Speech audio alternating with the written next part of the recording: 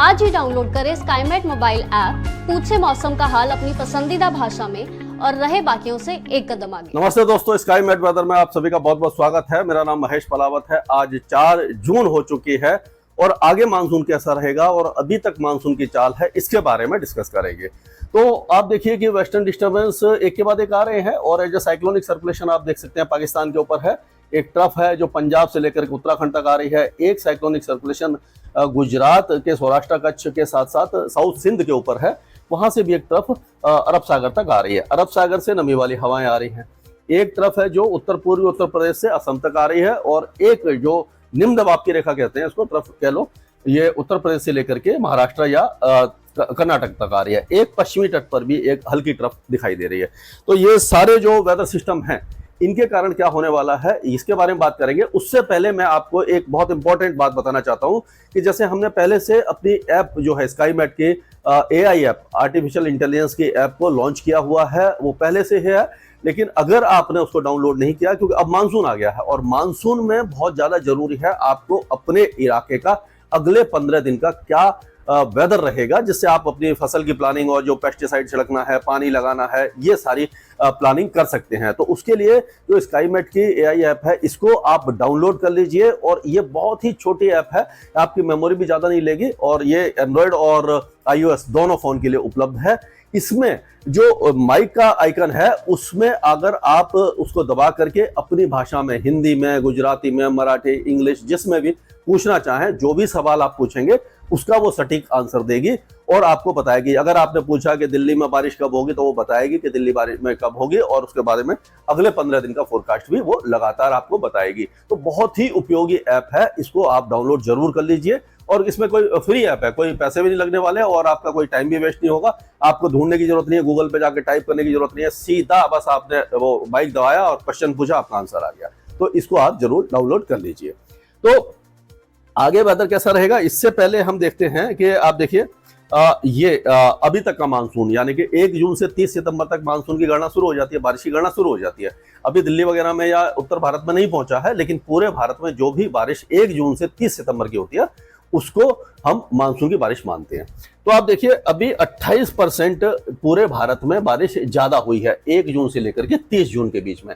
अगर हम ये पूर्वी और उत्तर पूर्वी भारत की बात करें तो वहां क्योंकि काफी अच्छी बारिश हो रही है, 21% ज्यादा बारिश है। और नॉर्थ वेस्ट इंडिया, क्योंकि यहाँ पर मानसून पहुंचता नहीं है, बारिश नहीं हो रही है, पिछले कई दिनों से आपने देखा कि सूखा मौसम है। 1-2 जगह पर हरियाणा वगैरह में और राजस्थान में गरज चमक हुई है। तो इसीलिए 83% की कमी है उत्तर पश्चिमी भारत में। सेंट्रल इंडिया में 9% की कमी है, जो सेंट्रल इंडिया में बीच बीच में बारिश हुई है। और साउथ इंडिया में काफी अच्छी बारिश हो रही है। आपने देखा होगा केरल है, कर्नाटक है, तमिलनाडु, आंध्र प्रदेश, अंडमान और निकोबार द्वीप, लक्षद्वीप, ये सारे अच्छी बारिश देखने तो वहाँ 121% की ज्यादा बारिश हुई है। तो ये लगातार हम आपको बताते रहेंगे किस तरह की बारिश हुई है। मानसून 3 तारीख को, कल 3 तारीख को मानसून ने और लंबी छलांग मारी और आप देखिए ये कर्नाटक के कई इलाकों को कवर करता हुआ और पूरा ये तमिलनाडु और केरल तो पूरा ही कवर कर गया, ये लक्षद्वीप को कवर कर गया, अंडमान तो पहले ही कवर हो गया था। तो कर्नाटक के कई हिस्सों को कवर करते हुए दक्षिण तेलंगाना को छूते हुए ये जो आंध्र प्रदेश के कई इलाकों को कवर करते हुए पहुंच गया है, जहां पर पहले था पूर्वी भारत में। 31 तारीख से लेकर के अभी 3 जून तक वहीं पर रुका हुआ है। तो अब मानसून आगे कैसे बढ़ेगा इस पर भी डिस्कस करेंगे। बादल इस समय 4 जून को सुबह 10 बजे के आसपास जो छाए हुए हैं वो आप देखिए।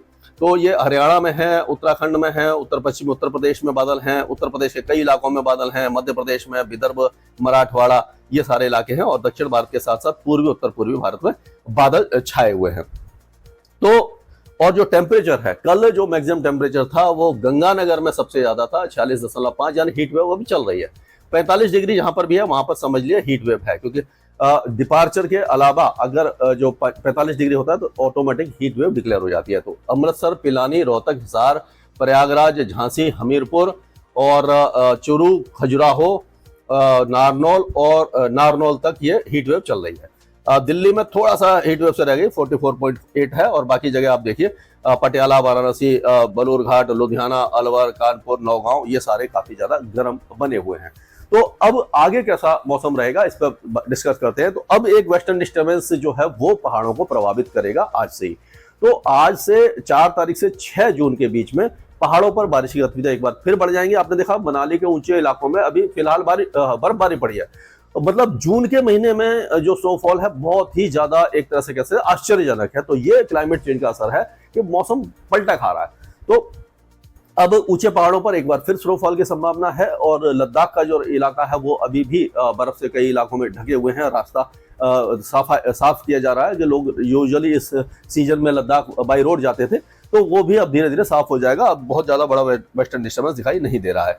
तो अगर हम पंजाब की बात करते हैं तो पंजाब में अगले 2-3 दिनों के दौरान हमें लग रहा है कई इलाकों में बारिश होगी, धूल भरी आंधी भी चल सकती है, तेज हवाएं भी चल सकती है, क्योंकि वेस्टर्न डिस्टर्बेंस का इंपैक्ट रहेगा। और जो साइक्लोनिक सर्कुलेशन मैंने आपको दिखाया था सेंट्रल पाकिस्तान और उसके आसपास के इलाकों में, उसका असर भी दिखाई देगा। तो पंजाब में बारिश की गतिविधियां अगले 2-3 दिनों के दौरान कई इलाकों में आपको देखने को मिल जाएंगी। तो जो गर्मी है उससे राहत जरूर मिल जाएगी। और उसके बाद अगर हरियाणा और दिल्ली की बात करें तो हरियाणा में तो कई इलाकों में, खास करके चंडीगढ़, पंचकुला, अंबाला, यमुनानगर, कुरुक्षेत्र, करनाल, कैथल, फतेहाबाद, सिरसा, जींद, ये जो इलाके हैं, पानीपत तक, यहाँ पर तो बारिश की गतिविधियां या धूल भरी आंधी चल सकती है। लेकिन बाकी जो दक्षिणी इलाके हैं यहाँ पर बहुत हल्के चांसेज है। दिल्ली एनसीआर में भी अगले 2 दिनों के दौरान गरज चमक हो सकती है, बहुत हल्की बूंदाबांदी कहीं कहीं हो सकती है, 1-2 स्थानों पर थोड़ी देर के लिए तेज शावर भी हो सकता है। तो गर्मी से निजात मिलने की संभावना पूरी तरह से दिखाई दे रही है। ये आपने देख लिया। अब उत्तर प्रदेश की अगर बात करें, उससे पहले मैं ये मैप दिखाता हूँ आपको।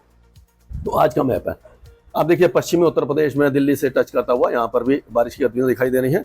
और अगर ये कल के लिए देखें तो जो 5 तारीख को आप देखेंगे तो राजस्थान वगैरह कवर हो गया, दिल्ली के कुछ इलाके हैं, उत्तर प्रदेश के कुछ इलाके हैं, यहाँ पर भी बारिश की गतिविधियां हैं। उत्तरी राजस्थान में भी बारिश आपको दिखाई दे रही होगी। और उसी तरह से जो उत्तर पूर्वी उत्तर प्रदेश है, बिहार है, ये सारे इलाके भी कवर हो जाएंगे। तो हम कह सकते हैं कि माफ कीजिएगा, उत्तर प्रदेश में सहारनपुर, शामली, मुजफ्फरनगर, बागपत, मेरठ, अमरोहा, मुरादाबाद, रामपुर, बरेली, हापुड़, अमरोहा, ये सारे इलाके यहाँ पर कुछ ना कुछ वेदर एक्टिविटी होगी। हाथरस, अलीगढ़, मथुरा में चांसेस कम है, लेकिन फिर भी कुछ इलाकों में बादल छा सकते हैं और हल्की बल्कि मेघ गर्जना हो सकती है। बाकी इलाके जो हैं, जैसे कि जो मध्य भाग है, वहां पर भी कुछ ना कुछ हो सकता है। और ये जो बलरामपुर, सिद्धार्थनगर, महाराजगंज, संत कबीरनगर, कुशीनगर, गोरखपुर, देवरिया, यहाँ पर भी हल्की फुल्की बौछारें दिखाई दे सकती हैं, ये ऐसा प्रतीत हो रहा है। अब अगर बिहार की बात करें तो बिहार के जो पूर्वी और उत्तर पूर्वी इलाके, यहाँ पर अभी बारिश की गतिविधियां रह सकती हैं, जैसे कि सुपौल, अररिया, किशनगंज और ये पूर्णिया, माधेपुरा, कटिहार वगैरह, यहाँ पर भागलपुर वगैरह में हो सकता है कुछ ना कुछ मौसमी गतिविधि हो जाए। बाकी इलाके शुष्क रहेंगे, गर्म रहेंगे। और यहाँ पर क्या है कि ये अभी मानसून समय से आगे आ गया है। जो 31 मई को मानसून पहुंचा था सिक्किम तक, और वो यूजुअली 10 जून तक पहुंचता है। और 15 जून को मानसून जो है वो आधे बिहार को कवर कर जाता है। तो ऐसा लग रहा है कि 15 जून के बाद से ही मानसून जोर पकड़ेगा और बिहार को कवर करता हुआ पूर्वी उत्तर प्रदेश तक पहुंच जाएगा। 15 से 20 जून के बीच में, 17-18 के आसपास काफी ज्यादा तेजी दिखाएगा। तब तक के लिए आप मान के चलिए कि ये इलाके जो है वो गर्म और शुष्क बने रहेंगे। यहाँ पर बारिश आगे नहीं बढ़ेगी, यानी कि जो ईस्टर्न मानसून की है वो आगे नहीं बढ़ने वाली।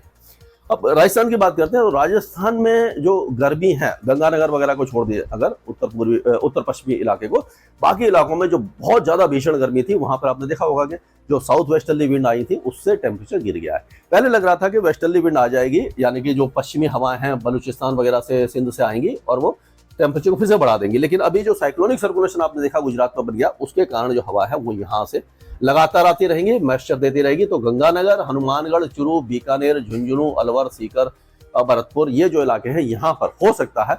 भरतपुर में चांसेस कम है, बाकी इलाकों में बारिश और धूल भरी आंधी आने की संभावना दिखाई दे रही है, जिससे कि गंगानगर वगैरह, हनुमानगढ़ जो है यहाँ पर भी तापमान गिर जाएंगे। और अगले 2 दिनों के दौरान यहाँ पर कुछ ना कुछ वेदर एक्टिविटी दिखाई दे रही है। और जो जैसलमेर, बाड़मेर, जालौर, पाली, जोधपुर, ये जो है राजसमंद वगैरह, उदयपुर, चित्तौड़गढ़, यहाँ पर चांसेस नहीं दिखाई दे रहे हैं। तो ये एक बात हो गई।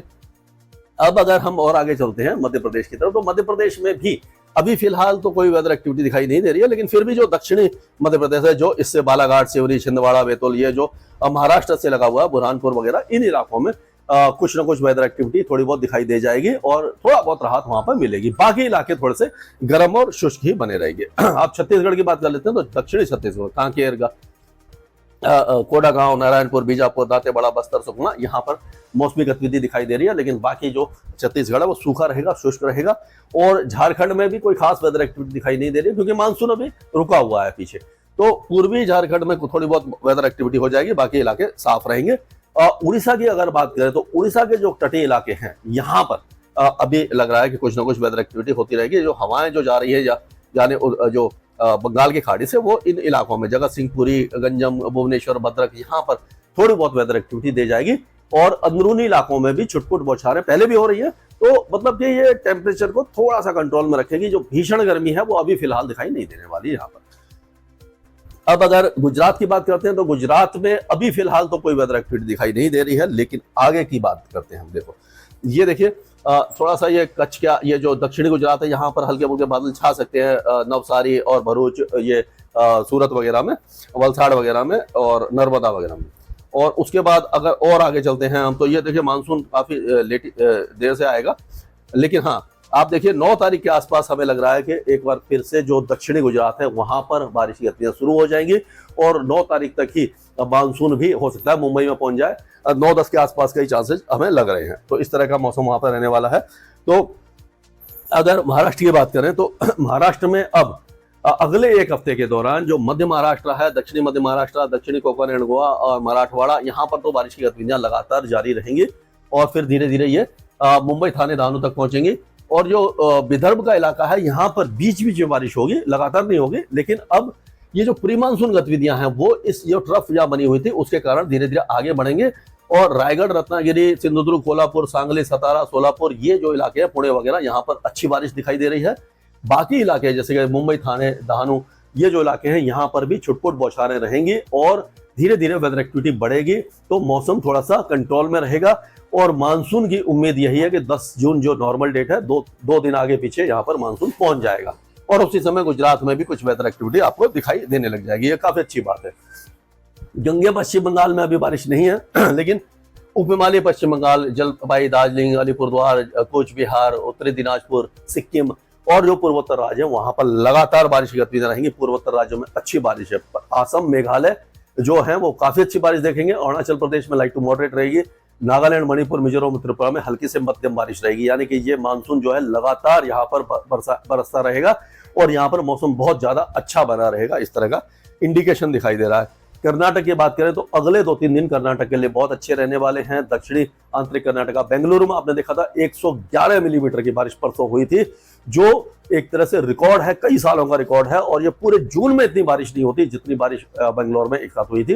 तो ये इस तरह की बारिश तो अभी मतलब इतनी भारी तो नहीं होगी, लेकिन हाँ बेंगलुरु, तुमकुर, चिकमंगलूर, चित्रदुर्गा और ये जो हसन, हावेरी, कोडागु, मैसूर, ये जो इलाके हैं यहाँ पर अभी भी बारिश की गतिविधियां रहेंगी। उत्तर कर्नाटक, दक्षिणी कर्नाटक, शिवमोगा और ये बेंगलुरु, होनावर, कारवार, ये सारे इलाके भी बारिश देखेंगे। उत्तरी आंतरिक कर्नाटका में जैसे कालबुर्गे और है, यदगिर है और बालाकोट, गड्डक, कोपल, ये जहां पर बारिश की गतिविधियां हल्की से मध्यम रहेगी और बाकी इलाकों में ठीक ठाक बारिश की गतिविधियां रहने वाली हैं। तेलंगाना में बारिश अच्छी हो रही है। अभी भी अगले 2-3 दिनों के दौरान तेलंगाना के ज्यादातर इलाके अच्छी बारिश देखते रहेंगे, कहीं पर तेज, कहीं पर कम, ये तो रहेगी क्योंकि मानसून अभी तेलंगाना के दक्षिण में पहुंचा है। लेकिन अब उम्मीद है कि तेलंगाना के साथ साथ आंध्र प्रदेश और कर्नाटक के कुछ और भागों को अगले 2 दिन में मानसून कवर कर जाएगा।